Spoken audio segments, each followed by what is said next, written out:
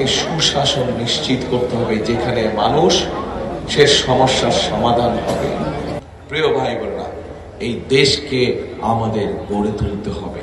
এই দেশে যা কিছু বিগত 15 বছরে ধ্বংস হয়েছে, এই দেশকে গড়ে তুলতে হবে। দেশকে গড়ে তুলতে হলে আমাদের সকলকে একসাথে কাজ করতে হবে। কিভাবে দেশকে গড়ে তুলবো আমরা? আমাদের এই দেশের কৃষি ব্যবস্থাকে গড়ে তুলতে হবে, কৃষকদের পাশে দাঁড়াতে হবে। এই যে মা বোনেরা আছে তাদের পাশে আমাদেরকে দাঁড়াতে হবে। যারা বেকার যুবক আছে, তরুণ আছে, যারা আছে তাদেরকে কর্মসংস্থানের ব্যবস্থা করতে হবে। আমাদের যে ধর্মীয় যারা নেতা আছেন, বিভিন্ন মসজিদ মাদ্রাসার ইমাম সাহেব আছেন, মুয়াজ্জিন সাহেব আছেন, তাদের জন্য আমরা সম্মানের ব্যবস্থা করেছি। অন্যান্য ধর্মের মানুষও যারা আছেন, ধর্মগুরু যারা আছেন, তাদের জন্য করেছি। এই পরিকল্পনাগুলো আমাদেরকে বাস্তবায়ন করতে হবে। ফ্যামিলি কার্ড আমাদেরকে বাস্তবায়ন করতে হবে। ফ্যামিলি কার্ড চিনেন কি? ফ্যামিলি কার্ড শুনছেন কি? এই যে ফ্যামিলি কার্ড, এটা জানেন এটা কি? আপনারা দেখেন, দেননি জনগণকে? হ্যাঁ, ফ্যামিলি কার্ড আছে। এই ফ্যামিলি কার্ডের মাধ্যমে আমরা সমগ্র দেশে, গ্রাম গঞ্জে, শহরে, সমগ্র দেশে, বিশেষ করে যারা একটু সচ্ছল কম, যাদের সচ্ছলতা কম, সেই সকল গৃহিণীদের কাছে, সেই সকল পরিবারের কাছে আমরা এই ফ্যামিলি কার্ডের মাধ্যমে সহযোগিতা পৌঁছাতে চাই। ঠিক একইভাবে কোথায় যে রাখলাম, কখন কি রাখিছি মনে থাকে না। এই যে কৃষকদেরকে আমরা এই কৃষক কার্ড দিব, কৃষি কার্ড, এটা শুনেছেন? এটার নাম ফ্যামিলি কার্ডের মধ্যে। কাজে কৃষক ভাইদের পাশে আমরা দাঁড়াতে চাই।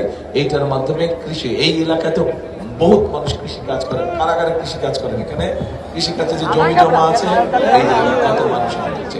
আপনাদের এখানে খাল খনন কর্মসূচি কাজ আমরা শুরু করতে চাই। খাল খনন আছে, খাল আছে, নদী নালা খাল বন্ধ হয়ে গেছে, সেটা কাটলে উপকার হবে, খাল খনন করলে উপকার হবে, তাহলে সেইগুলা করতে চাই।